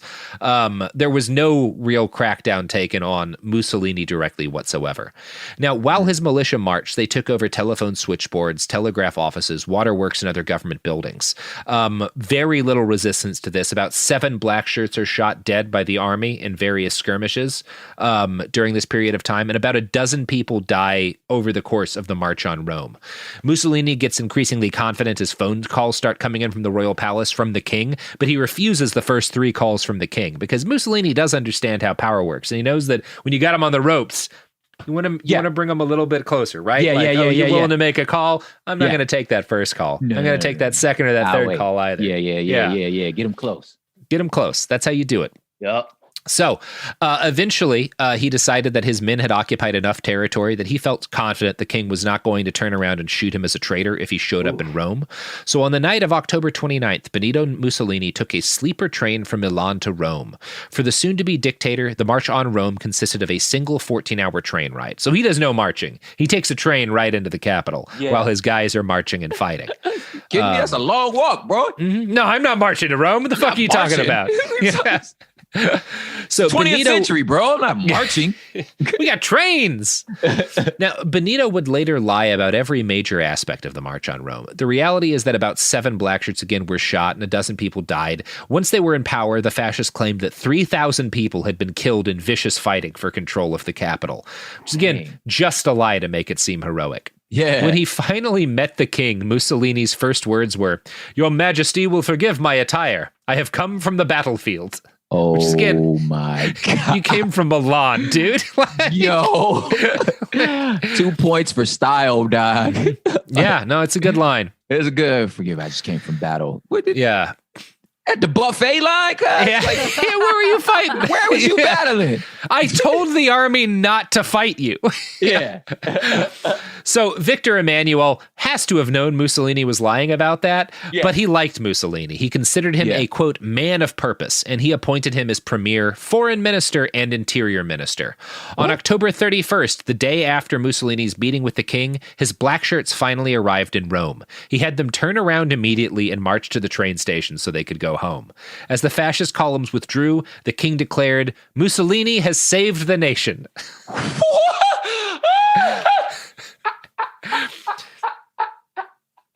That is hilarious. Mm-hmm. Yeah. Let me recap that for a second. I sent y'all, got what I needed, then I sent you back, and you saying I saved? I love it. Yeah, it's great. It's a great position to be in if you're Mussolini. Yes. He's really riding a high right now. Yes. Because a lot of Italians agreed that he'd saved the nation because people are really fucking dumb. And again, you have to assume very little access to accurate news about what was happening. Where is your antennas? Yeah. Now, the Roman middle class was overjoyed by the lack of violence and by the fact that the dreaded anarchy and the threat of a communist revolution had been avoided. The stock market rose on news of Mussolini's power grab. And I should note here that on January 6th, 2021, the Russell 2000 index of small capitalization stocks rose 3.7%, while the S&P 500 rose 0.6%. Now, this had less to do with the stock market loving the fact that there'd been an attempt to take over the Capitol, and more to do with it loving stability, because January 6th ended with everybody repudiating the president and the certainty that there would be a transfer of power. But that's kind of the same reason why the stock markets raised when Mussolini took power. It's because someone was in power. There was certainty. Right. Yeah, that's I love that. I love that you brought that up because if you want to talk about, big corporations, one percenters, high money, they are still beholden to a stable government that will affirm and support their contracts. Like if I got contracts all over the place and you breach this contract, I want to be able to sue the crap out of you. So I got to take you to a court. That means I have to have a government stable enough that says, so it has no moral value either way. I just need y'all to chill. And if there's somebody that could stop it, now that y'all agree, cool. I don't care what you agree with, just as long as y'all agree, so that my money can keep coming. So that's that point about the stock market. That's dope, man. That's the type of stuff that I always cringe anytime any leader, I don't care who you are, say, well, the stock market rose this. And it's like, man, what the fuck? That ain't got to do with nothing. They just want y'all to, you know what I'm saying? Like that's not the indicator that you say it is. Yep. It's not. And it's a sign. It's a sign that the people who are rich are confident they're going to continue to be rich. That's all it is. That's where fascism's power traditionally comes from, and not as much from the rich as it does from the middle class. The middle class of Italy backed Mussolini for the same reason. He meant stability, right? Maybe they weren't all fascists. Most of them weren't. Most of them had never really hadn't supported the fascists prior to him coming into power. But now that he was in power, it means the communists aren't going to win. It means I'm not going to lose my business. I'm not going to lose whatever, because I'm in the middle class. I got shit to lose, right? Yes. That's what the middle class is. You're the shit to lose class. Yes. Now, the middle class was in Italy, as it has been in every country that's been taken over by fascists, the chief base of fascist support. Yes. And this is true, again, everywhere fascism gains political power. In March of 2016, an NBC survey found that only about a third of Trump supporters in the primaries had a household income at or below the national median income of $50,000 a year. And that stayed more or less the same for the election. And again, you can look at the same kind of things happened in Germany. It was the same class that supported him. It's important. And I again, another thing I love, you just brought this up too, because it's like when you're talking about somebody that lives below the poverty line, you don't have time to be listening to whatever the fuck the politicians are saying. Like, I'm trying to secure my next meal. So there's not you don't have the luxury to go lobby and canvas and do all the things that someone who has liquid capital, like leisure capital, be able to do. So that's the middle class. You know what I'm saying? Yeah. It's the same thing like us critiquing our own silo to be like, man, you can't just call this. You can't just say it was all these poor white people that put them in power, because they hungry. They working. Yeah. These poor people working. They ain't got time for all this. More than anything, it's the what the fascists are saying to the middle class, to the comfortable, is saying, like, you see that poor motherfucker who doesn't have time to think about any of this because he's living hand to mouth. The communists are going to make that be you. You know, that's the fucking pitch. Yep. And it works every time, or at least it works well enough that it becomes a problem every time. Maybe it's not going to work this time. We'll fucking see. Because Trump was bleeding middle class support in 2020. I don't know. We'll see. He really was, man. Yeah. So that's good. We owe that to Behind the Bastards. Thank you. Yeah, I take total credit for Biden's victory. Thank you so much. So, yeah, fascism generally cloaks itself as a working class movement of laborers and hard men doing hard jobs. It's always the image, right? The imagery of like a guy working at a steel mill or some shit. Yeah. But that's not where their support actually comes from. The support of fascism comes from a lot of the middle class and a lot of the affluent. Not all of the affluent, because a lot of the very rich are more establishment people. They're not going to they'll back a fascist when they're in power, because again, they don't want to lose their shit. Just need stability. But that's all you need. They're up until it becomes clear the fascists are going to win. They're going to back whatever the order was previously. The middle class is scared and anxious and always being pushed from both directions. So they're the ones who really will go with a fascist. And the first person in history to really lay this out was Luigi Salvatorelli. Now, he was an editorial writer for an anti-fascist newspaper named La Stampa. I'm going to quote now from an article on the March of Rome by scholar Emilio Gentile, talking about Luigi Salvatorelli and how he came to this conclusion. Quote, a year before the March on Rome, Salvatorelli understood that fascism was a new revolutionary movement and that it organized and mobilized a new social class, the petite bourgeoisie, equally hostile to the proletariat and the upper middle classes. Salvatorelli had labeled fascism reactionary Bolshevism, a danger today infinitely more real than communist Bolshevism.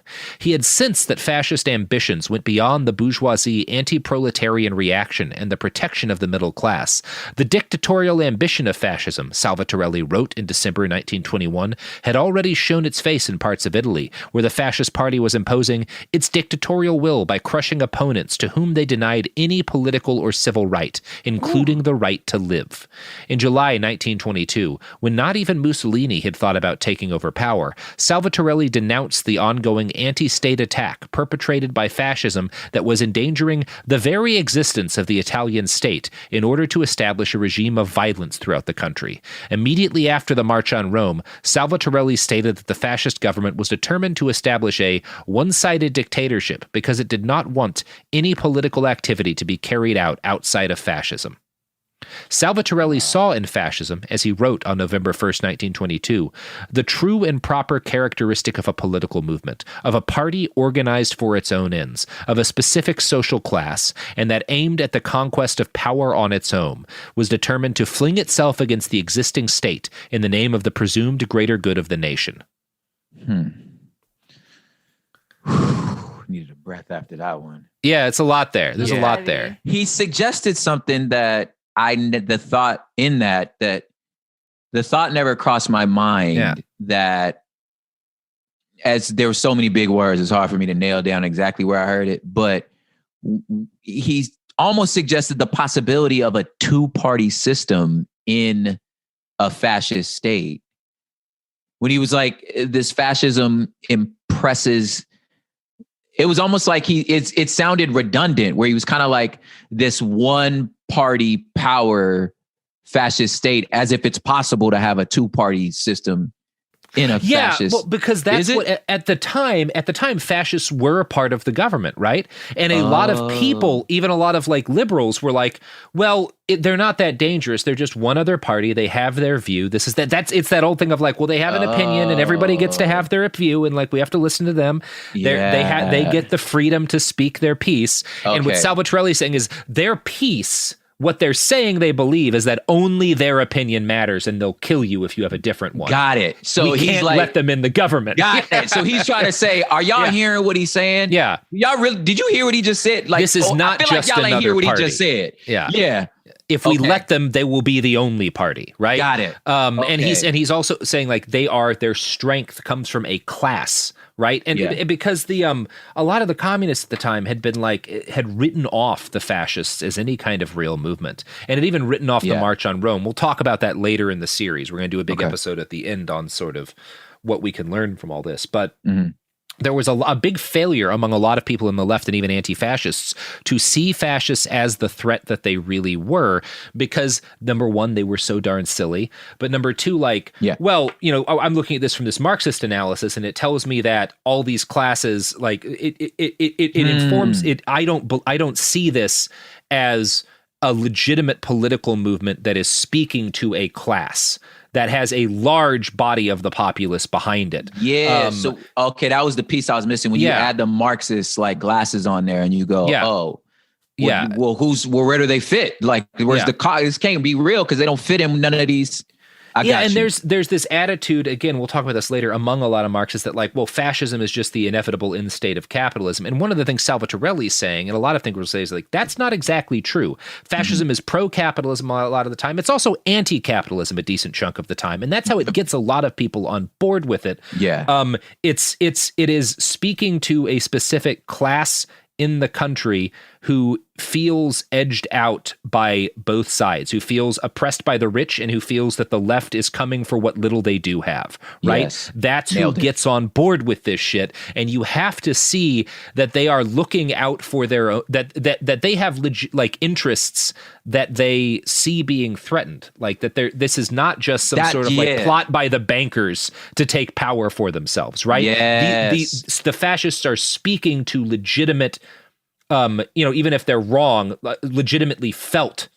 Exactly. Those are legitimate. Yeah. Those are legitimate emotions that you are actually in your body experiencing, whether that's the reality. Like, I always say that about like, there's this discussion about like, well, race is a social construct, therefore it's not real. Therefore racism is not real. And I'm like, okay, yes, you're right. Race is a social construct, but what I'm experiencing in my body is real. It's, you know what I'm saying? So I love that. I love that. Cause it's like, that's what you can't dismiss about these people that are so riled up that they would storm a Capitol. It's that what they're experiencing in their body is exactly what you said. It's being, is you're pressed on both sides. And you feel that way at least. You feel it at least. Yeah. And this person is saying, these group of people are saying, I feel you.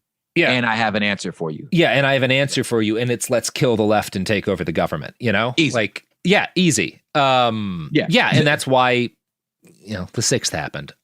So Mussolini takes office 2 weeks after the March on Rome on November. Back from the buffet. Come back from the buffet back from war. The buffet, ready to lead. Marriott. Yeah, November 16th, 1922, he stands before the Chamber of Deputies to present his new list of ministers. So he picks out all the people who are going to run the government, all fascists. Now, the new prime minister, Mussolini, begins his speech to the Chamber of Deputies by attacking the nation's elected leaders, calling them old and deaf and incompetent. And he even threatened them with violence, stating, with 300,000 armed men determined to carry out my orders, I could have punished those who have vilified and tarnished fascism. I could make this deaf and gray hall filled exclusively with fascists. I could, but I have not, at least not for now. He said, shut up. Mm-hmm. Shut up, Gramps. I'll slap the shit out of you. Now, he promised his assembled deputies that his new fascist Italy would ensure law and order, strengthen the military, and crush the left. The next day, the Chamber of Deputies conducted a vote of confidence, which Mussolini won 306 to 116. So again, he says, like, I can fucking kill you if I want to, Yeah. And they're like, yeah. Thumb up. I'm putting yes. I'm voting aye for you. Man, just threaten your life. Yeah. I'm going to read a quote from an article by Emilio Gentile about anti-fascism in Italy and about the March on Rome. Quote, Benito Mussolini could now claim that power was bestowed on him by democratic means, even though it was claimed that many votes were cast out of terror and intimidation from the fascists, which he had literally threatened the entire chamber. Benito was the man of the hour. He was in fact eminently a product of a particular crisis, World War I, and a special social class, the petty bourgeoisie. Mussolini's capture of power was classic. He was the right national leader at the right moment. By 1923, Mussolini's consolidation of power was complete. Italy was a fascist state, and any resistance to the regime from then on would take the form of mere insurgency. In total, between 1918 and 1923, Italian anti-fascists killed some 428 fascists. Meanwhile, Mussolini's black shirts murdered at least 3,000 people in the same period.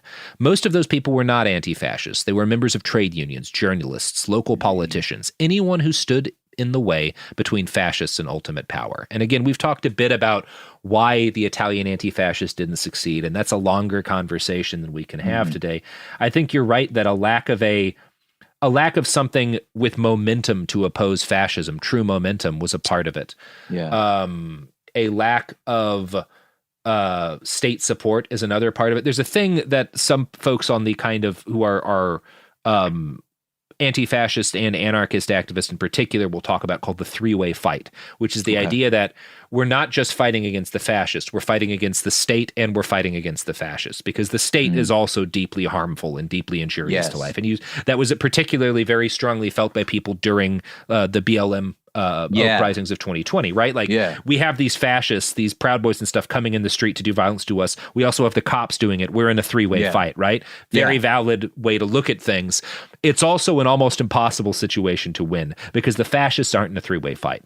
The fascists, if they're smart, they're not. Dumb fascists sometimes are. Yes. And maybe our fascists have taken a turn for the dumb. Let's hope. But the smart fascists get to power with some degree of legitimacy and legality and then use the state to crush their enemies because they don't want a three-way fight, right? And that's a problem. Because the government's just a weapon. It's not. Yeah, because the government's not the end goal. It's just a weapon. Yeah. Yeah. Wow. Sheesh, man. I need a shower. Yeah. Oh, God. Please tell me you're done. Yeah, no, I'm done. That's the end of episode 1. Oh, Lord. Dog, it's like the party that feels like these people give you this when you're trying to stop. When you're the ones trying to stop an insurrection, it's like these people you have no safe haven. They give you no breaks. Like you can never stop and take a breath because they gonna read that as weakness. And then next thing you know, somebody tying up Nancy Pelosi. And it's not that I'm a Nancy Pelosi fan. It's just you shouldn't be able to tie Nancy Pelosi up. You know what I'm saying? That's not how that should happen. That's not how it should happen. You feel me? Like and it's not that I'm a fan of the U.S. government. However, you know what I'm saying? However, there are worse things to live under. There are worse things. Yes. So it's just like like you said, like you feel like you're in a three-way fight. And my fight is especially as someone who would say organizationally and factually, my Black life matters, right? That's all I'm trying to say is, nigga, can I live? Like, God damn it, man, can I live? You know? And so my goals, I feel like in a lot of ways, if it comes to like, how do I say this? Like, I'm not looking for, as a Black person, if you will, I'm just looking for my rights to be honored. Yeah. That's all I'm trying to say. Just honor my rights. Like there's no platform of a reconstruction of the government short of just stop fucking killing. Like, let me just be a citizen like you, dog. Like, that's all I'm trying. Can you just let me be a citizen like you, bro? Like, that's all I'm saying. So when you pit me against a fascist movement that's saying, well, no, our goal is to overthrow this whole thing and be in charge. And no, you don't get rights.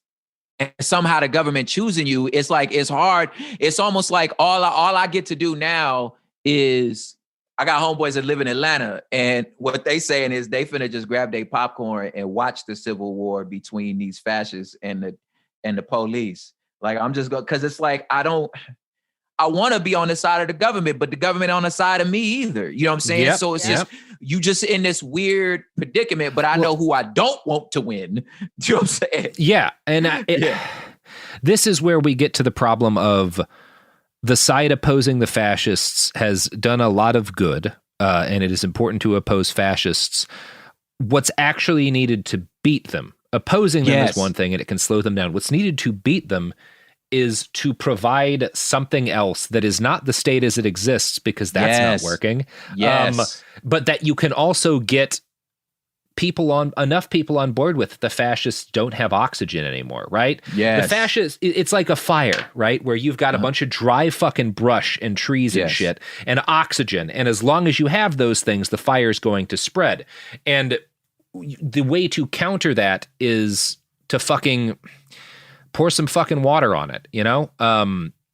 It's a good example. That's a good analogy, man. Yeah. You need to reduce the area in which it can spread, and it's human terrain, right? Yeah. So the only way to reduce the human terrain the shit can spread in is to give people something else. Yes. Because they don't have anything right now. Yes, that's what I was going back to when you was asking me, like, why did this fail? I was like, they didn't give them nothing else. Yeah. It just said, don't do this. Well, then, what do we do? Because this shit that we got now ain't working. Yeah, so it's either the government that led us into World War I, or some people who are saying we should do what they're doing in Russia right now, and that doesn't look great. And you know, most of the liberals are like on the side of like, well, we'll just keep tweaking the system that got us into World War I. And a lot of people are like, that doesn't seem good. That don't seem good either. Yeah, I need an option D, Jake. Yeah, I'm poor. My government sucks. I have no hope for the future. What's up, Jake? This guy is saying it'll be different. Dr. Fuck Jake. it. Let's see if it's different. You know? Yes, exactly. It's like when you're watching a basketball game and it's your two least favorite teams playing and you want both of them to lose, but there isn't a way for one of them not to. Like, somebody has to win, so somebody has to win. There has to be some sort of interference that makes it so that the game can't even happen. Yeah, and otherwise you're gonna just pick your Joe Biden. You get stuck with Joe Biden, so you get stuck. Otherwise, you get Joe Biden. You get nobody wants that either. You know, it's that's bad. That's what I'm like. Look, Doc, like, do not say. I'm glad nobody has suggested that, like, Joe Biden is just a left wing, like, version of Trump. To where some I'm like, people no, he is a consolation prize. He's the consolation prize of the consolation prize. Yes, we settled for Joe Biden. Like, this nigga ain't the coming Messiah. He the disciple Bartholomew at best. You know what I'm saying? Barely like, conscious. He not even Peter or John, my nigga. Like, this is so funny. That's a deep cut, boy. You're not even Paul, cuz, like, you Timothy. You ain't even write no book in the New Testament. I'm tearing up and my whole face is red. This is so funny. That's an evangelical joke. So that's the first part of this behind the Insurrection series. Part motherfucking one. Prop, where can people follow you? Oh Lord, please follow me at Prop Hip Hop on all them things. All of the Twitters and Instagrams. My website, prophiphop.com/coffee. Yeah, that is my website. And we do coffee stuff there. Got some pods, Hood Politics with Prop, which is political analysis just from, like, you know, if you survived 8th grade, you understand geopolitics. You know, I just kind of giving you political analysis. Yeah, so that's my things. And we'll be back soon. Robert? Yep, we will be back soon. We'll be back to talk about the Munich Beer Hall Putsch next week. And then we'll talk about some other shit. And then we're going to end this talking in broad about why fascists win when they win and why fascists lose when they lose. You're a gift to the world, Robert. Like socks. A nice pair of socks. Robert doesn't know how to take compliments, as you can as exhibited by what I'm just going to run away from my computer now. Goodbye. That's the episode. Tired of spills and stains on your sofa? Wash away your worries with Anabay. Anabay is the only designer sofa that's machine washable inside and out, starting at just $699. Plus, Anabay sofas are pet-friendly, stain-resistant, and feature changeable slipcovers and modular pieces. Get up to 60% off site-wide with a 30-day money-back guarantee. Visit WashableSofas.com to get yours now. That's WashableSofas.com. Offers are subject to change, and certain restrictions may apply. There's no championship league for small business owners. But if there was, you'd be at the top of the standings. Because going pro with Lenovo Pro means you've got the winning formation. One-on-one advice, IT solutions, and customized hardware powered by Intel Core Ultra processors help you stay ahead of the competition. Business goes pro with Lenovo Pro. Sign up for free at lenovo.com/pro. Lenovo. Flag football is exploding, and iFlag is leading the way. As the Guinness World Record holder, iFlag hosts premier flag football tournaments nationwide for boys, girls, high school girls, and adults. From first-time players to elite competitors, iFlag delivers top-level competition, unforgettable experiences, and a community built around the game. Ready to be part of it? Join the movement. Find your tournament and learn more at iflag.org. That's iflag.org. This is Bethany Frankel from Just Be with Bethany Frankel. Let me be blunt. Most dog food is junk. It just is. And I'm not feeding junk to Biggie and Smalls. That is why they eat Just Food for Dogs. It's real, 100% human-grade food with ingredients I actually recognize, not mystery pellets pretending to be healthy. And once I switched, the difference was obvious. Better digestion, better skin, more energy, dogs who actually feel good instead of just surviving dinner. Here's the thing. You care about quality. You make an intentional choice to be healthy.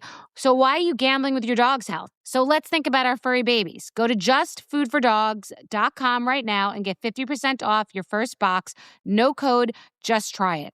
Because once you see the difference, you're not going back. This is an iHeart podcast. Guaranteed Human.